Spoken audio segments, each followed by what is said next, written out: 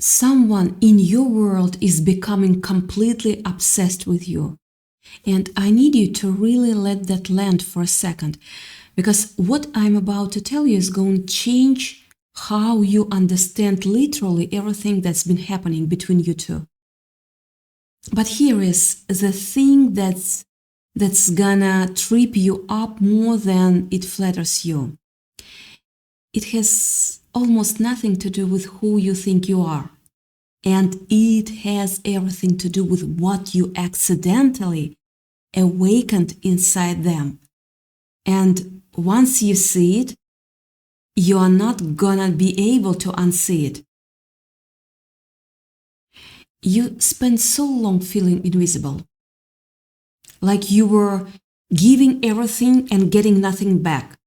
You were chasing, explaining yourself, performing, hoping that if you just tried harder, said the right thing, became the right version of yourself, they would finally see you, finally choose you. But then something shifted. Something changed in you. And I don't know exactly when it happened for you, but I know exactly what it was. You stopped. You stopped chasing, you stopped explaining, you stopped looking for their validation like it was oxygen. You stopped performing. And you know what's wild? That moment, that specific moment when you backed away, that's when everything flipped. That's when they started to lose their mind. That's the thing about stopping. When you finally stopped chasing, the entire dynamic inverted. Because you were not playing anymore. You were not available for the game they'd been playing with themselves, actually. And that woke something up in them that nothing else could reach. Your absence became louder than your presence ever was. See, you believed that love was built on attraction, maybe shared values, good timing, those comfortable logical things. But that belief is actually a lie. That feels good to believe. The real truth about obsessive love, the kind that keeps someone up at night, the kind that makes them replay your last conversation like a broken record they can't stop. It's not born in logic. It is born somewhere deeper. It's born in the unconscious. And here is where it gets strange. They didn't fall in love with you because of something you did. They fell in love with you because of something you stopped doing. Your withdrawal, your stepping back, that triggered recognition in them. Deep unconscious recognition. Of what, you might ask? Of themselves. Yeah, of themselves. But not the version they know, the version they have been hiding from, the version that's been starving. When you stopped chasing, you activated something in them that nothing else could reach. Your indifference became a mirror. And the moment they saw themselves reflected in the mirror, the moment they realized you were not performing anymore either, something broke open inside them. And what broke open was desperate. It was hungry. It was them finally feeling seen by someone who wasn't trying to see them at all. This is important because most people don't understand the psychology here. When you, how should I say that? When you step back, when you become whole without them, you're not being rejective. You're not being rejecting. You're being magnetic. You're becoming the thing they have been unconsciously searching for their whole life. Someone real. Someone who doesn't need them to complete themselves. It's like that scene in The Matrix where Neo finally stops running from the agent and just turns around. He stops believing he is weak. He stops performing fear. And the moment he does, everything changes. The agent, who was all powerful while chasing, suddenly becomes vulnerable because Neo's no longer operating from desperation. He's operating from presence. You stopped chasing. It's like that moment. You're not running anymore. You're not performing survival. You are just being. And that shift, that transformation from please see me to I'm ready, seen. I'm already seen. It rewires the entire nervous system around you. Think of it like this. You were a candle trying to burn brighter to get noticed. You were straining, dimming yourself, confronting your flame to match their preferences, and then one day you stopped. You became a lighthouse. You were not trying to get noticed anymore. You were just steady, just real. And suddenly every person lost at sea started seeing that light differently, not as something chasing them, but as something real they could actually navigate by. That's what you became to them. A fixed point, a truth, something immovable and undeniable. They don't just admire you. Let me be real with you. They attack to you violently, completely. Not because you are perfect, not because you are the most beautiful or the smartest or whatever narrative your brain has been feeding you, but because you became something they couldn't categorize, something they couldn't control, something they couldn't put in a box. And that lack of control, that terrified them. And what terrifies us in relationships is usually what transforms us. That's the mechanism. Fear is the doorway to change. They noticed the smallest things about you. The way you speak when you are not performing, the way your energy shifted when you stopped needing them to validate you, the way you became whole without their approval. They saw you grow comfortable in your own skin, and something about that comfort made them profoundly uncomfortable with themselves. Because here is what nobody talks.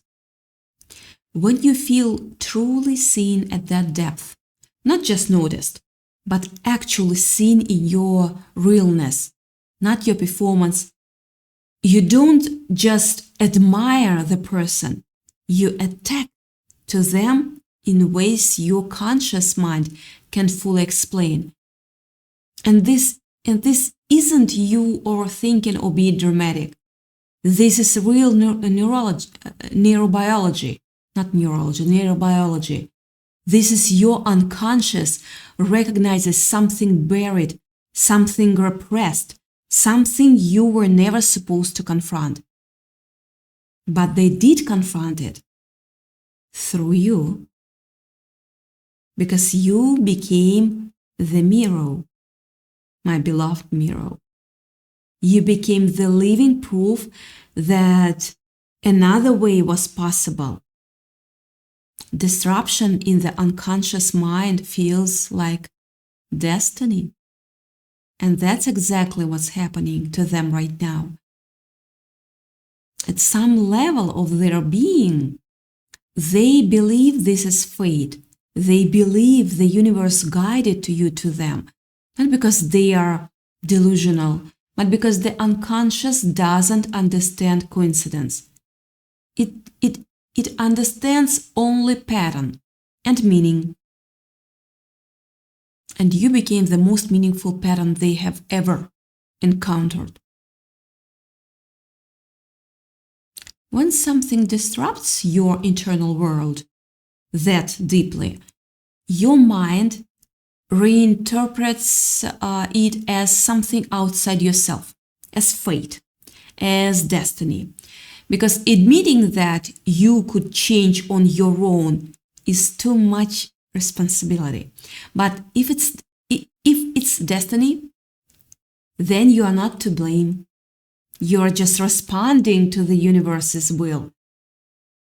They are not confused about you. I need you to really hear this clearly. They are not confused about you. They are overwhelmed by themselves. There is a difference, a massive difference. They are overwhelmed by the part of them you've awakened, the part of that wants to be seen, the part that's been starving for connection that doesn't require performance, the part that's been hiding because it's terrified of what loving someone real would demand. You became a threat to their internal structure, not in a dangerous way. I mean a threat to the identity they built to survive. Every defense they constructed, every wall they put up, every way they learned to keep themselves safe in a world that hurt them. You contradicted all of it just by being yourself. It's like watching someone who's built their entire life around staying in the dark suddenly see the sun. You're the sun. The sun isn't attacking them. The sun is just being itself. But that light exposes every shadow they have hidden in, every scar, every wound, every version of themselves they convinced themselves didn't exist. And that exposure is terrifying because now they can't pretend anymore. They can't go back to not seeing. And there is no comfortable middle ground between darkness and light. You're either in one or the other. And the unconscious doesn't accept contradiction easily. It fights it. It resists it, distorts it, because accepting you would mean rewriting everything they believe about themselves. It would mean admitting that the armor they have been wearing isn't actually protection. It's a prison. And that realization is devastating because they have spent decades building that prison. Every brick was placed carefully to keep them safe, to keep them functional.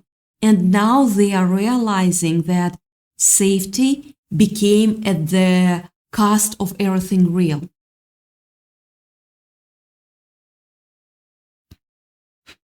Here is what's happening inside them right now.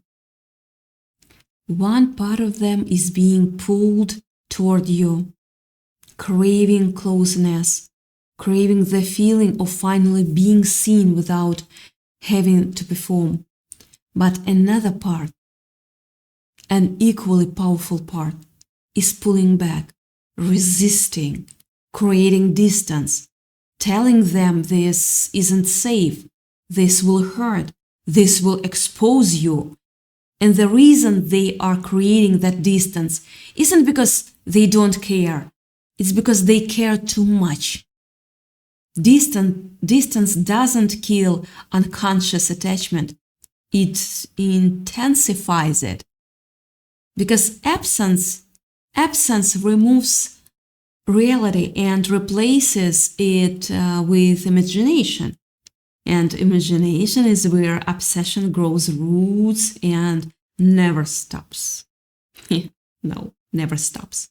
When they are away from you, they are not remembering the real version of you. They are remembering the projection of you, the idea of you. And that idea is perfect. That idea has no flaws. That idea is exactly what they have been waiting, needing.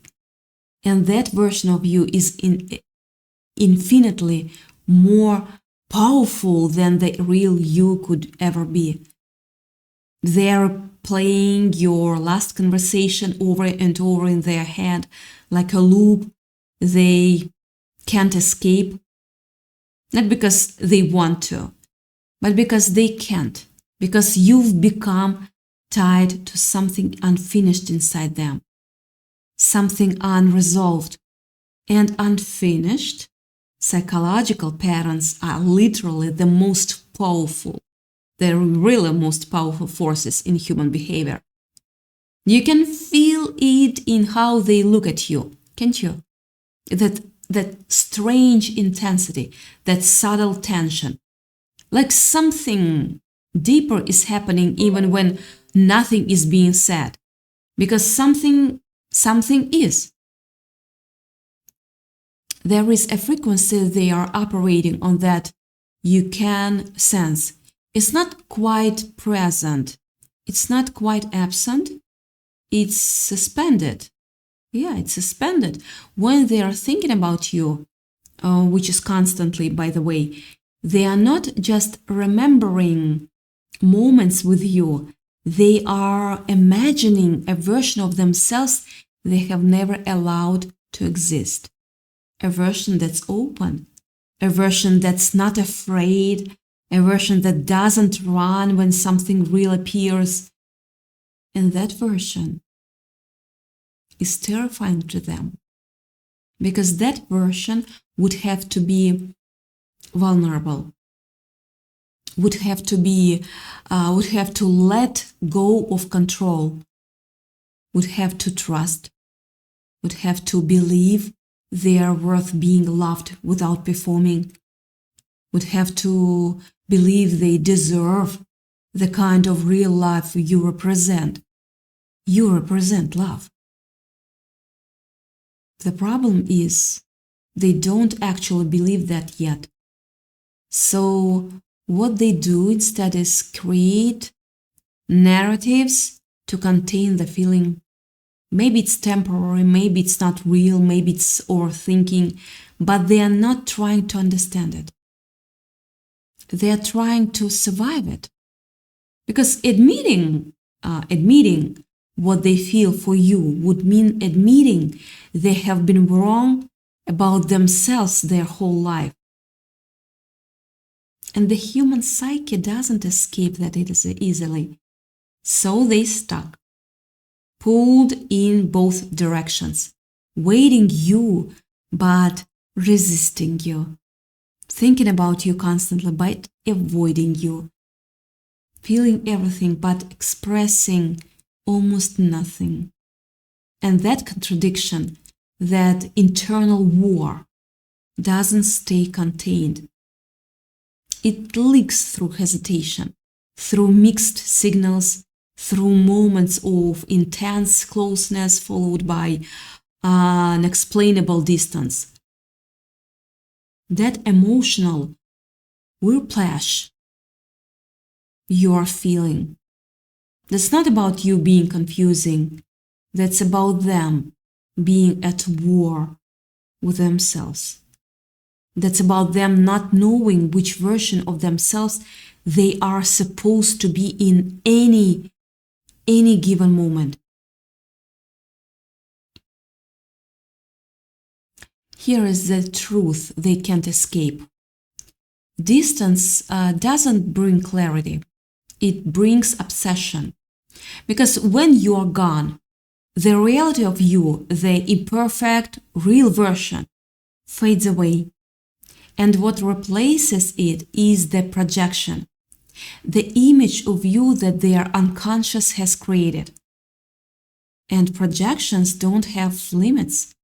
They grow, they evolve, they become more perfect, more meaningful, more necessary.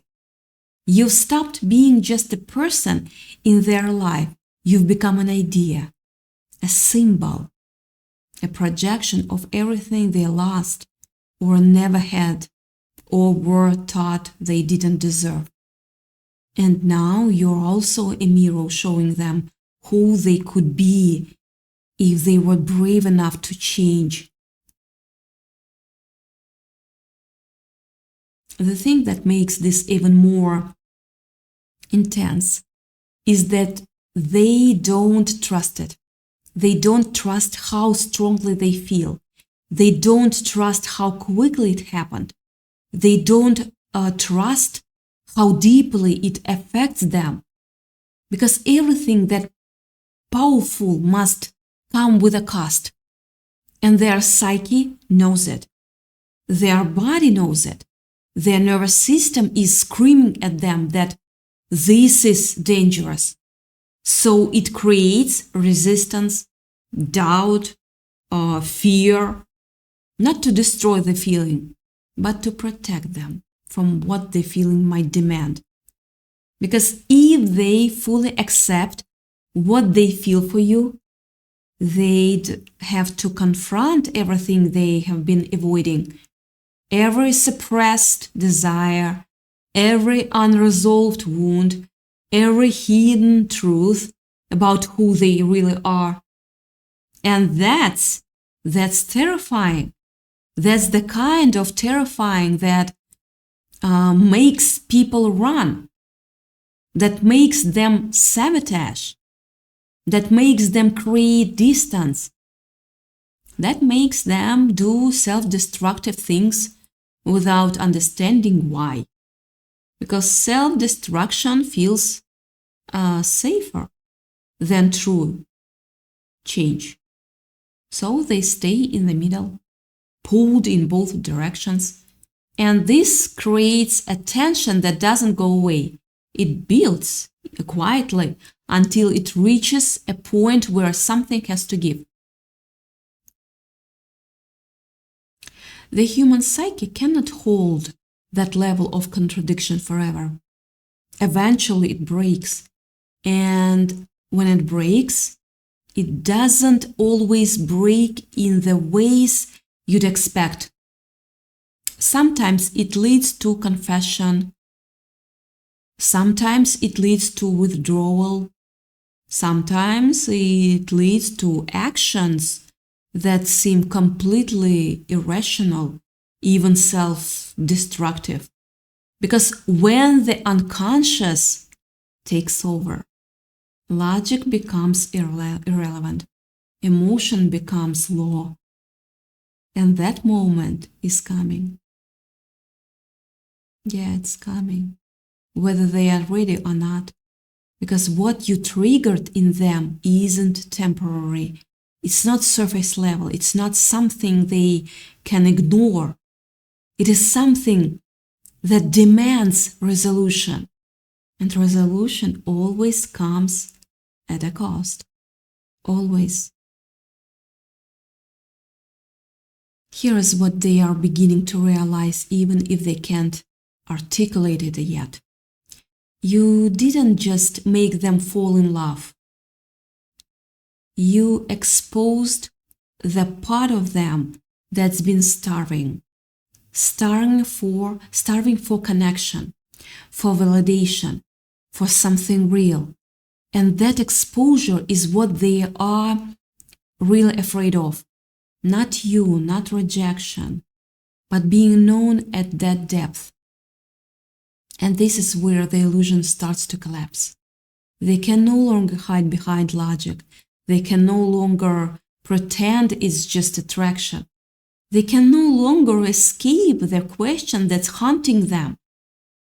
Why this person? Why does this feel like something I've been waiting for without knowing it? And the answer cuts deeper than anything else. Because what they feel for you is tied to something unfinished in their past, something they buried so deeply they almost forgot it existed. But the unconscious never forgets. Never forgets. It waits for a mirror. And you became that mirror. You didn't just reflect who they are. You reflected who they could have been. Every moment they spend avoiding you feels like a betrayal of that potential version. And every moment they move toward you feels like stepping into something unknown, something they don't know how to control. But here is where everything shifts. They are realizing there is no safe path. This is the breaking point, the moment where all defenses collapse, where all realizations fall apart, where the truth stands alone, undeniable. They are not just in love with you.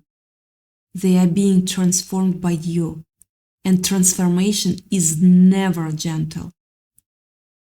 And here's the final truth.